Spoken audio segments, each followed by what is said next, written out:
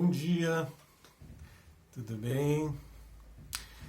Eu lembro que na minha infância, os meus pais mandavam eu fazer algumas coisas e naquele momento, especialmente, eu não gostaria de fazer, eu não queria fazer, eu não estava disposto a fazer.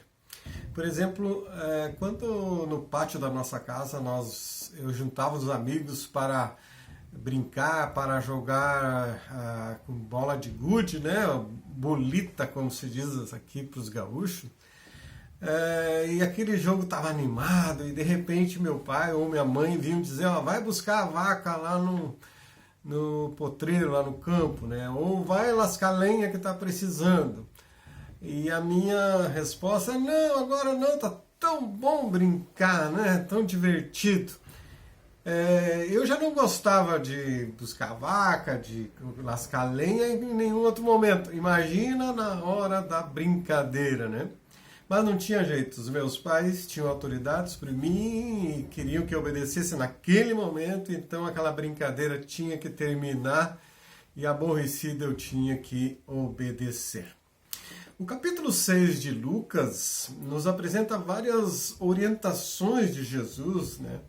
E essas orientações são semelhantes às que aparecem no Evangelho segundo Mateus, né? No conhecido ou denominado Sermão da Montanha. E Lucas registra que Jesus escolhe então os 12 apóstolos e em seguida dá ordens a eles e aos outros discípulos que estavam ali, né?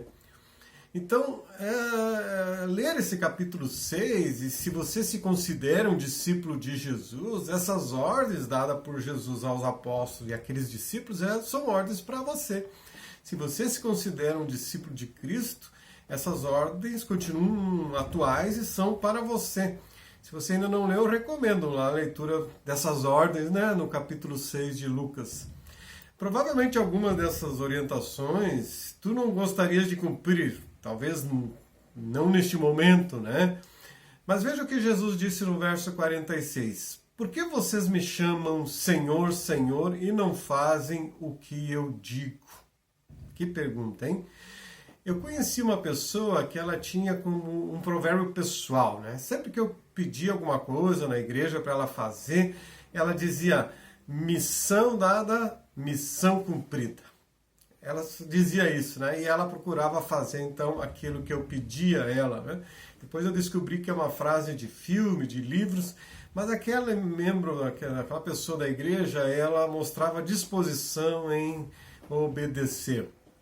Então a decisão nossa se resume, ao ler Lucas 6, a decisão se resume em obedecer ou desobedecer, porque não obedecer é desobedecer, né? Obedecer parece ser uma escolha fácil, mas eu confesso que muitas vezes prefiro escolher a minha vontade, os meus desejos, e não o que Deus manda. Eu reconheço que muitas vezes eu volto a ser aquela criança, né, que gostaria de ficar brincando e não obedecer a algumas recomendações, orientações de Jesus. E falando de criança, eu conheci uma criança e que ela sempre dizia, quem desobedece se dá mal. Nós ríamos, né, com a maneira que ela dizia, tão fofa, né? Porém, ela tinha razão, né? Porque ela tinha a experiência que quando ela desobedecia os seus pais, ela se dava mal, era disciplinada, né? Então ela tinha experiência, ela dizia isso. Foi algo próximo disso que Jesus quis dizer no final do capítulo 6 aí de Lucas, fazendo uma analogia, dizendo que quem não obedeceria a sua palavra seria como um homem que construía sua casa sobre a terra, sem alicerces, e quando o rio ficasse cheio e as águas baterem-se naquela casa, ela cairia e ficaria totalmente destruída. A desobediência às ordens de Jesus nos leva a trazer prejuízo, a se dar mal na vida. Não seria uma incoerência, né, dizermos que somos discípulos de Jesus e que Ele é o nosso Senhor, mas não estarmos dispostos a obedecê-lo? Isso não é uma incoerência, pelo menos? Na primeira carta de João 5, 3 diz que Deus deseja que guardemos os seus mandamentos e que os seus mandamentos não são difíceis de guardar. Então, se não são difíceis de guardar, então não é uma questão de poder obedecer, mas é uma questão de querer obedecer. De querer.